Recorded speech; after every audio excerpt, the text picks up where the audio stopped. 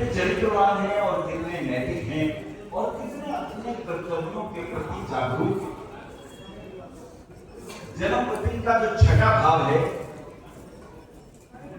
वो बहुत महत्वपूर्ण है। हमारे यहाँ तो बच्चे का जन्म होता है तो छठ पूजा की जाती है।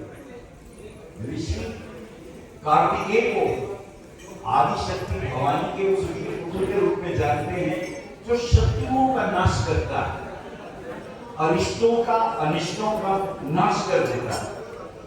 तो ये जो छठा भाव है ये बहुत महत्वपूर्ण है। और इस छठे भाव की खूबी क्या है कि पहले तो लग्न कुंडली से छठा भाव देख लो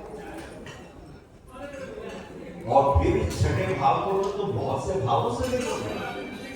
अपने संतान के पंचम भाव से भी छठे को देख लो। लगन से छठा जब देखते हैं तो तुम्हारे अरिष्ट और अनिष्ट होते हैं, लेकिन तुम्हारी जन्म पत्नी से जब पंचम से छठा देखते हैं तो तुम्हारे संतान के अरिष्ट और अनिष्ट होते हैं। जब सेवंथ भाव से छठा भाव देखते हैं, 12वां भाव, वो तुम्हारे जीवन के साथी के अनिष्ट और अनिष्ट होते हैं। इस तरह आप सब जगह लगा सकते हैं। और जो सूत्र मैं कहने जा रहा हूं बहुत बहुमूल्य है, इसे ध्यान से हम अपनी जीवन में भी देखेंगे और अनुभव करेंगे। जैसे त्रिक भाव में सूत्र बोल रहा हूं, इसे आप नोट कर लें। और यहां हम चूक जाते हैं, अच्छे अच्छे विद्वान भी चूक जाते हैं। त्रिक भाव छठा, 8वां और 12वां होता है और विपरीत राजयोग इन्हीं भावों में बनते हैं, वो आप जानते हैं।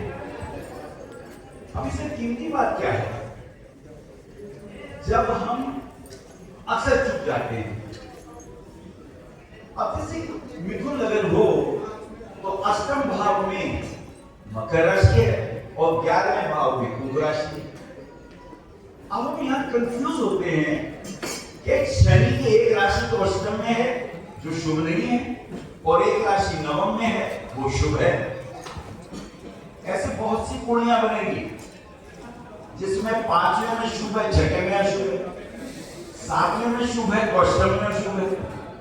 अब जैसे जिसका पूर्ण लगन हो तो 12वें भाव में एक राशि अशुभ है लेकिन लगन में शुभ है। निर्णय कैसे करें? बहुत महत्वपूर्ण बात त्रिक भाव की बता रहा। पराशर ऋषि ने एक बहुत कीमती सूत्र बोला है और वो बड़ा अद्भुत है। वो कहते हैं यदि त्रिक भाव में किसी भी राशि की एक राशि आ जाए, इसमें सूर्य और चंद्रमा को छोड़ दीजिए क्योंकि उनकी तो एक ही राशि होती है, लेकिन बाकी सबकी दो राशियां हैं। जैसे बुध की मिथुन और कन्या है, शनि की मकर और कुंभ है, गुरु की धन और मीन है, शुक्र की वृषभ और तुला है। सूत्र ये कहता है कि यदि त्रिक भाव में इन ग्रहों की एक राशि हो और दूसरी राशि कहीं भी हो, लेकिन यदि त्रिक भाव में त्रिक भाव का स्वामी हो, this is a turning point. त्रिक भाव में त्रिक राशि का स्वामी हो, जैसे मिथुन लगन और शनि अष्टम में हो, तो क्या सोचते हैं आप? अरे भाग्येश तो अष्टम में आ गया, ये तो गड़बड़ हो गया। कुंभ लगन हो और शनि हो 12वें, तो आप क्या सोचते हैं? ओहो, काश निर्देश लगन में ही होता, मूल त्रिकोण में ही होता तो चमत्कार होता। पराशर ऋषि कहते हैं यदि त्रिक भाव में त्रिक भाव का स्वामी हो और उसकी दूसरी राशि में कोई स्वामी ना हो, कोई ग्रह ना हो, तो ये राजयोग होता है। क्या होता है? ये राजयोग होता है। त्रिकेश त्रिक भाव में हो और उसकी दूसरी राशि में कोई ग्रह ना हो, तो ये राजयोग होता है। और राजयोग का क्या होता है? संसार के प्रेयस ऐश्वर्य मिलते हैं। प्रेयस ऐश्वर्य क्या होते हैं? अच्छी सेहत मिल जाती है, अच्छा धन मिल जाता है, अच्छी पद प्रतिष्ठा मिलती है, अच्छी नौकरी मिल जाती है, और क्या चाहिए।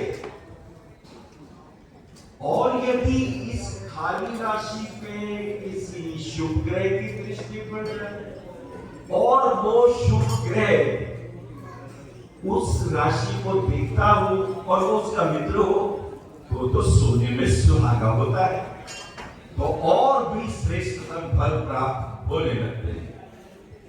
ये मैंने इसलिए कहा कि अक्सर रत्न पहनाते वक्त हम चूक जाते हैं। ओहो, ये तो छठी 8वीं 12वीं का भी स्वामी है, इसके स्टोन मत पहनाओ। अच्छे अच्छे विद्वान छूटते हैं। लेकिन अगर दूसरी राशि खाली है, निर्भय होकर पहना दो और वहां उसको विशेष फल प्राप्त होगा। ये ऋषि पराशर ऋषि कहते हैं। एक तो ये सूत्र मैं सोचता था आपको दूं, एक और आगे के सूत्रों की ही व्याख्या करने वाला हूं।